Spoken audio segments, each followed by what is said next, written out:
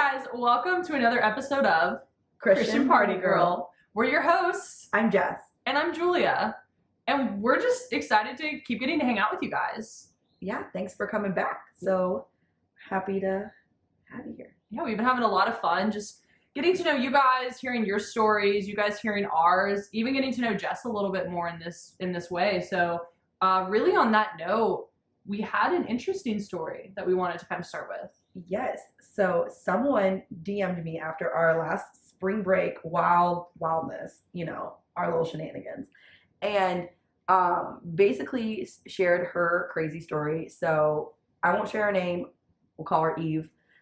So Eve was basically telling us about her spring break experience, how she had very similar, did the crazy party scene, ended up somewhere on a beach, didn't know where she was, walked a mile away from all her friends. She's like, how did I get here? We don't know. I feel targeted right now.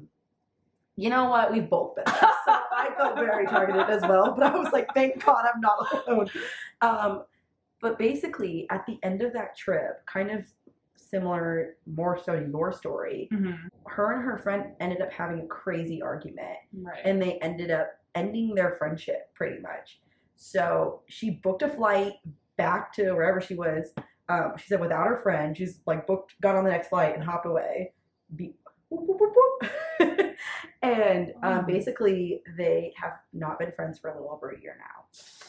So I'm like, are you in college? What? Are we outside of college? What did you guys say to each other? Bro, I was like, a lot of details are missing. Steal someone's boyfriend. That's where it sounds like it went. Who hooked up with whose boyfriend? Yeah, whoa, that's a big deal though. And like losing a friend after that long. Dude, I know. And they supposedly her best friend. But she said that she reached out to have coffee and they're getting coffee this week. Ooh. And then her question to us was, what should I do now? Well, I think our question from the very beginning is still very pertinent. Who slept with whose boyfriend? Or what really happened? What was really said? Was alcohol involved? I'm sure it was. I'm sure. I feel like it's a tough call. I would definitely need to know more of the context of what was said. Please follow up with us about why there was this big fight. I know in my life when things have happened like this, there's typically an underlying reason to what caused this explosion in their friendship. So I think going to coffee is fine. Yeah, I'm very proud that you're and her are gonna have a conversation about it. Yeah, closure's good. Even if it's not the closure you expect. You don't have to go into it expecting you guys to have the same friendship, especially if you haven't talked in a while. But any kind of closure, in my opinion, is good. I think just having an open and honest conversation about what happened. Yeah, it's great. Yeah, I mean, let us know how it goes, please. Please, we are very invested. I've been there, so we've both been there. Yeah, I definitely love that. Getting to hear that story though, because I think so many people get in a fight and say something or do something that they don't mean. And they wish more than anything they could just rewind it, go back in time, but you can't. The amount of things in my life where I think to myself, if I could just go back to this particular moment, I'd be like, whoop.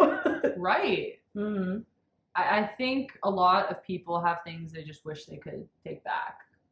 Julia, what's something that you wish you could take back? There's so many things. So I think for me, I have to go back a little bit to explain the backstory. You know how I have to really paint the picture of how this... I love your artistry. So the beginning of the story is when I was a sophomore in college. Okay. And I was going through a breakup. Details of this breakup are not that important at the moment. We will get to that in a whole... He is irrelevant. A whole nother day and time. But I was going through a breakup, and one of my best friends was also going through a breakup. Okay. And so him and I started hanging out more, getting to know each other. Yes, it's a guy. I saw that smirk on your face. And really started, you know, when you rely on someone ultimately through a breakup, you tell them your insecurities, you tell them how you're feeling, you hang out with them, and they just become your best friend. Yeah, your confidant. Your confidant, yeah. And when you guys are going through the same exact to a T situation, basically. Yeah.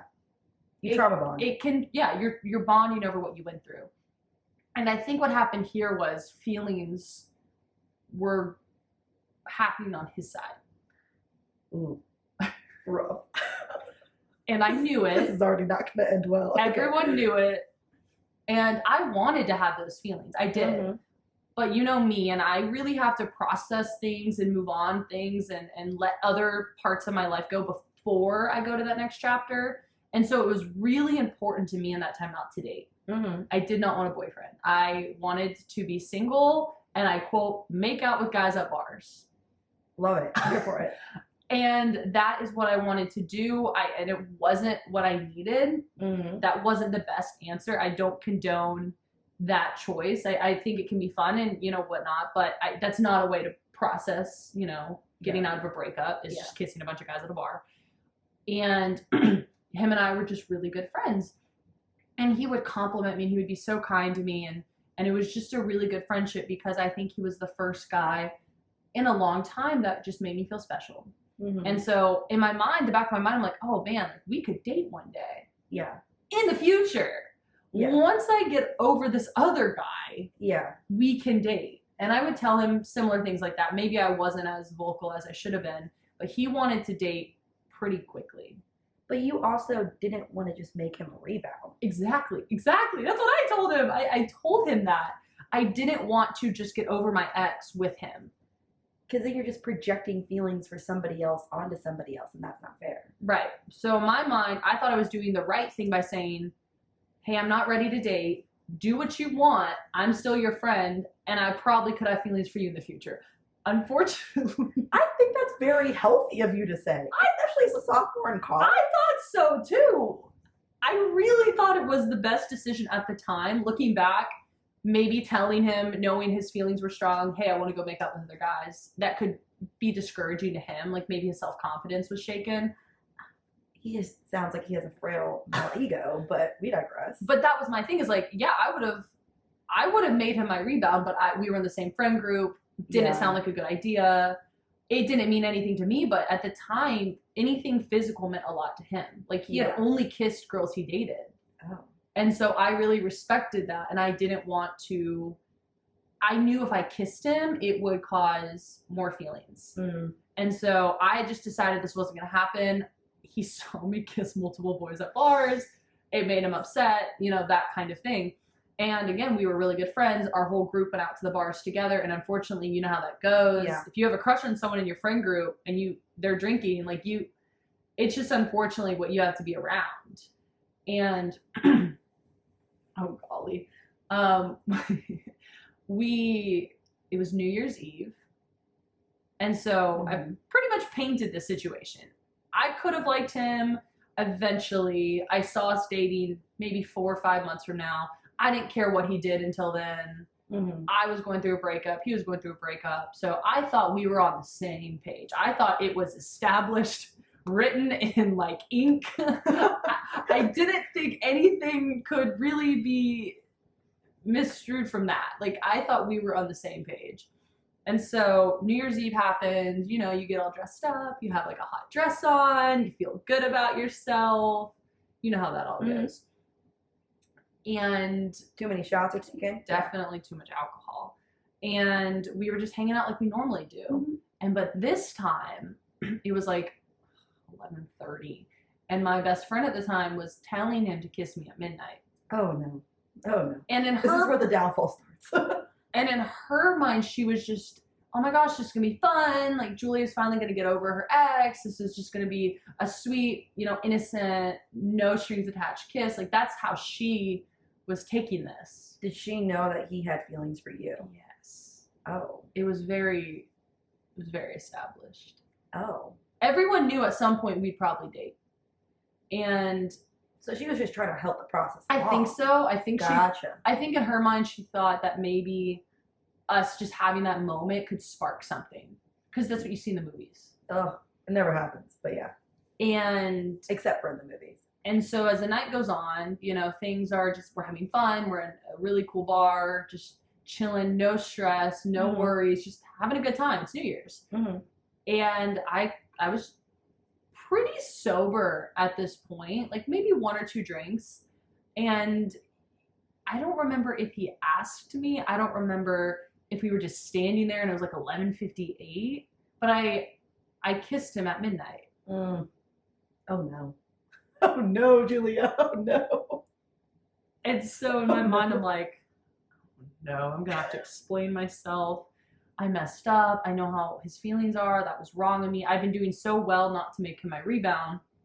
And I just kind of felt guilty in that moment. But at the same time, we're adults. He was very aware of where my feelings were at with the situation. Yeah, you've clearly communicated those. I thought I did. You know. So after that, I think I stressed myself out and I just had to start taking shots. I think after I realized I had kissed him, I was like, oh my gosh, I cannot be sober any longer for this. You're like, I can't handle the aftermath. Right, because I knew what it would be like in the morning. And I was like, oh, I'm going to have a talk. And, you know, I hope, like, I'm still not ready to date. I hope this hasn't made him think things have changed. And without thinking about it, I'm now hanging out with my other guy friend. And so my other guy friend, we've been friends all of college. We were only just pals, like super innocent. Been friends for 2 years at this point. And we were just drinking together. And so the first guy I thought had left the scene. And so I was just drinking. The guy you kissed. The guy I kissed left the scene, my best friend. And I started drinking and chilling with this other guy, who's also a really good friend. We were all a friend group. Notice how I said were. And I ended up kissing this other guy. Guy number 2. Number 2. Oh no. Who was friends, who was really good friends with guy number 1. Ooh. And so in your mind, you're like, okay, no big deal. No one's going to tell anyone. You're good. Don't have to worry about that. You know, People take talk. that to my grave. Yeah. Yeah, people do talk, Jess. But also people see. People have eyes. And boy hadn't left the scene, and he saw Boy number 1 saw you kiss boy number 2. Oh no. Oh no. And it wasn't just like a sweet kiss like I gave him at midnight. It was alcohol-induced Full-blown makeout. Full-blown makeout. And so I remember seeing his face just turn like white. Like he was so sad. And I felt so guilty at that point. Like, you know, I'm already a very guilty person. I like sobered up in a moment, just so quickly. I chased him out of the bar. I apologized like 100 times. I said repeatedly, like, we're gonna date one day, I promise. Like, I was just not helping the situation at all. Like, in my mind, I had apologized, right? So you would think I would be guilt-free. I apologized. He wasn't really truthfully accepting my apology. I mean, he said it was okay and we're fine, but I don't think that's where his like heart really was. And so it just kind of got worse, because then at this point he's gone. I'm back to this one-track mind of like, I'm not worried about a boy. I'm not worried about making someone else happy. Guys have disappointed me so much up until this point. And I'm not going to chase after him. I apologized. Yeah. And in my mind, I had right my wrong by just apologizing, because that's what we're told. And so then with this other guy, Boy number 2. Thank you. We're getting into the Uber to go back home, and I'm with my best friend, and we're in the car, the female best friend, to go home. And he sprints across the street. Boy number 2? Yeah, boy number 1's gone at this point. Okay. Boy number 2 sprints across the street, gets in the Uber. My best friend that I live with, the girl, is furious at this point, because she's just like mad at me, which duly noted. I'm aware of what I did. So disappointed in me. And now this guy is getting in our Uber and he comes home with me. And so we're at the point where we're like, oh my gosh, we're friends. Like, this is going to mess up our friendship. This is going to be awkward when we're all broing out tomorrow. Like, yikes. What is happening? And luckily, I think I always had a very good awareness of when it was going too far. And so I stopped it. And I just let him go to sleep. He was super drunk. I was super drunk. And we woke up in the morning and he was like, when we leave this room, we're just friends. And I said, okay. Like I'm over it at this point. Like I'm literally over it at this point. No further, like it's not lingering anymore. And he was then trying to have sex. In the morning, sober. But then proceeded to blame the entire thing on me and made it seem like I had made this all happen. And so ultimately this decision I made while drunk, while not thinking about it, while just worrying about my own self, my own emotions, my own, I'm going through a breakup, like I get to do what I want, just in a way, just being self-absorbed. Yeah, I made so many mistakes. I ruined a friendship with a very good friend of mine that we probably would have dated. We did not date. If you needed to know that. If you didn't piece the pieces together. I could have guessed that one. That whole thing messed up our friendship. Even though in my mind, I had apologized and I had made things better, because we always think that. We think if I say sorry, it's okay. Yeah. And we think at that point we're good. We're off the hook. But that's not how life works. And ultimately, I lost both friendships with both guys because guy number 2 was friends with guy number 1. And he didn't want to take responsibility. So the whole thing got pinned on me. And that was a really hard time because that's not what happened. But this was just a decision that I really wish I could have just reversed the clock and stayed home that evening. Or just avoided all of it. Wore sweatpants and a t-shirt instead of a sparkly tight dress. That might have helped me a little. No makeup would have been a good call. And I spent a year trying to fix that friendship. And there were times when it sounded like we were better and we were back to normal, but it never went back to the way it was. What was it? You said it was never better after that. What were some of the things that happened after that? Oh man, a lot. We're gonna have to have a whole nother episode probably on that one. But in the summary, it was very Ross and Rachel. If you've seen the show Friends, we both would just get jealous of the other person when they got in some kind of relationship, and then would be their friend and just back and forth, just very malicious behavior, just really trying to hurt the other person. Because after that situation happened, he got a girlfriend very quickly. And in my mind, I didn't anticipate he'd get a girlfriend. I thought he'd hook up with someone and then we could date later on when I was healed. So now I'm mad that he has a girlfriend, but he still sees me as the girl that kissed his friend on New Year's. And that never went away. That stuck with him the rest of college. And to this day, we are not friends. Yeah. So it sucked. I'm sorry. I'm sorry you lost one of your best friends too, of all of that. Oh, I'm engaged now, and I don't believe it's okay to stay friends with exes in that sense. So maybe it all worked out for the best. It did. It definitely did, but I wish I could have come to that realization without hurting people. And that really came from the alcohol. Because if you look at the timeline, I have an awkward, sweet, half-second kiss with him at midnight, and then I drank probably 4 more shots, and I'm making completely different decisions. And then apologizing profusely after making those decisions. Yeah, not asking for permission, but begging for forgiveness. I begged. I chased. In your sparkly dress? He was gone. I called him 10 times, and it was a very low moment for me. But it's all to say, and I know you understand this, but yes, I've been there, yes. Even when you do something, even when you apologize, even when you admit you're wrong, that doesn't mean that person owes you a friendship. They don't owe you forgiveness. They don't owe you any place in their life.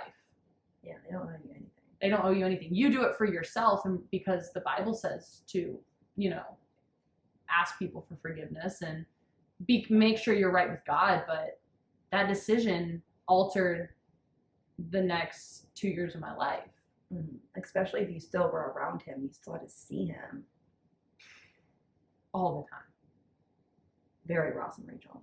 He literally lived across the street from me. Oh gosh, this is really Ross and Rachel.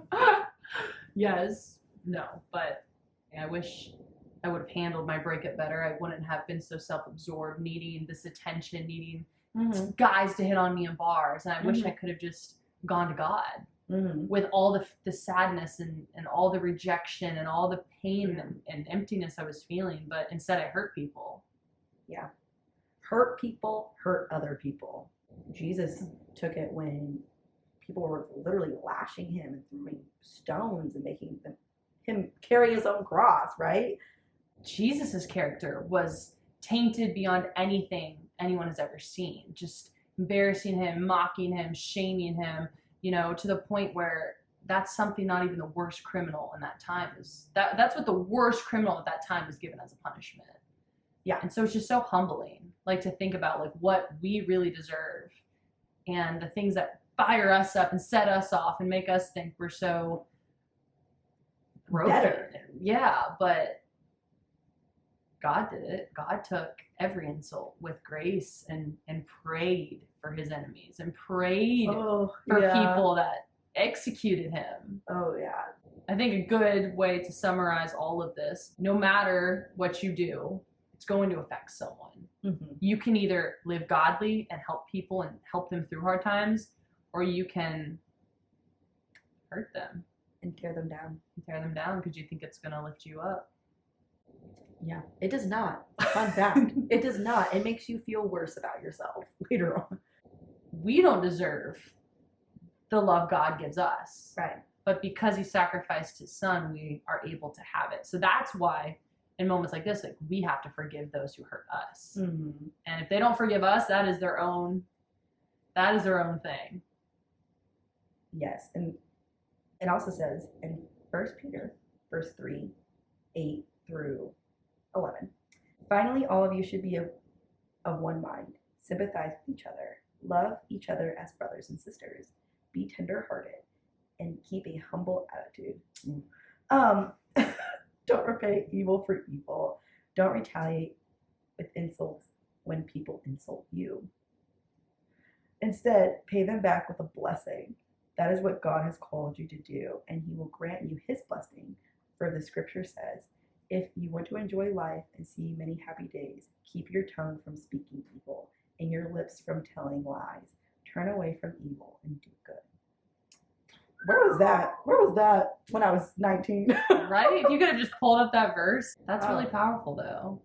Our tongue, our mouth, our voice can curse people, can hurt people, can tear people down, but it also is used to praise God and to lift people up. So something as powerful as our tongue and the things we say, it literally can either go, we are helping this person, we are lifting them up in a time of pain, or we're pushing them down and we're putting them down to make ourselves feel better. That power that we have. Oh, yeah. Like your whole Ross and Rachel situation, you know, I mean, probably how many insults, both actions and words, were probably unspoken and spoken at the same time. Well, I think the part of that whole situation that really was hard for me was I never was given an apology for any of it. And there's a lot more to it that we'll dive into later, but I apologized multiple times and I truly did regret what I did in that moment. Yeah. But he didn't think I deserved an apology. And that's a tough pill to swallow. Yeah. And so that's very hard. If you have someone that's like not forgiven you, or someone that hasn't even had closure with you, that's a whole nother battle you have to fight. But I also think even if they haven't forgiven you, you have to forgive yourself for what you did in the scenario. Forgiving yourself is sometimes harder than forgiving other people because you're a lot tougher on yourself. But I think it's just really crazy how this is happening to so many people. Yeah. Have you forgiven him, boy number one? I have. It took some time. It really did cause me a lot of pain at first because we weren't a friend group and he was my best friend. And so everything that did happen between us, like I said, typical Ross and Rachel, just back and forth for a year, hurting each other. Yeah. I think the pain was just so much, and we were best friends, so it hurt more coming from him because I thought he cared about me in a different way. But I have forgiven him, and we both hurt each other. So I just can't believe that there was a time in my life where I hurt someone so badly and didn't realize what I was doing. Have you forgiven yourself? I have. I know that God has forgiven me. I know it wasn't me. It was me drinking a bunch of alcohol and being depressed right after a breakup. It wasn't an excuse, but it did affect the way I was handling situations, like it does for most people. So I would never do that now. Yeah. I have a New Year's kiss for the rest of my life. we don't have to worry about that. So it all worked out the way it was supposed to work out. Yeah, good. I'm proud of you. I mean, obviously, I think forgiving yourself is the hardest part. Yeah, no, I mean, we're a lot tougher on ourselves. Yeah. And being in like a Ross and Rachel situation, how people do that, I never makes sense. Stay tuned. Get ready, yeehaw. It's quite the story. Well, I can't wait. But thank you all for joining us on this week's episode of Christian Party Girl. We'd love to hear your stories of a time where you said something that you couldn't take back. Yeah, or did something that you really regretted the next day. It was just a lot harder to find that reconciliation with someone. So thank you guys so much for hanging out with us again. Thank you for tuning in and join us next time on Christian Party Girl.